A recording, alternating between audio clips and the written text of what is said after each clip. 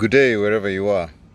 My name is Patrick Obath, and I record this to remember my good friend, the late James Gashui, whom we first met in the early 70s when he had just returned from a graduate training program in Guildford, Surrey, in the UK, and I had just joined the refinery to follow in exactly the same scheme that he had taken part in.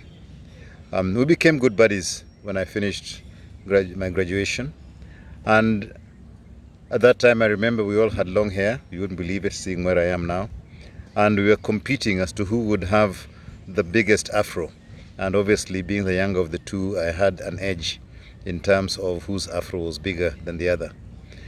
We then also lived not very far from each other. Literally, it was about a couple of 100 meters. Him living in the 3-bedroomed house and I living in a bedsit, just because I had just started working and he'd been more established at that time. We continued to be friends right through his whole life, even after he left the refinery and continued on to Total and then on to other oil companies, Galana and so forth.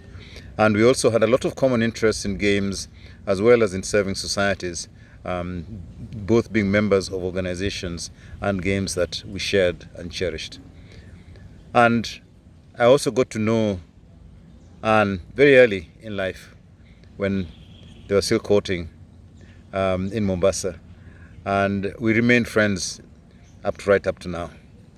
And it is indeed gratifying to hear that we will still be celebrating and cherishing the memories of a man who had vision, a man who had a lot of knowledge about investments, and somebody who was really keen on the good of the country. Right now, even as I sit, unbeknown to a lot, I serve on the board of a company that he was quite close to and he cherished at the time as one of his investments. And it is my duty to ensure that that company will live to the dreams that I know he had when he was involved in the trying to accelerate the growth of that company. So let us all celebrate.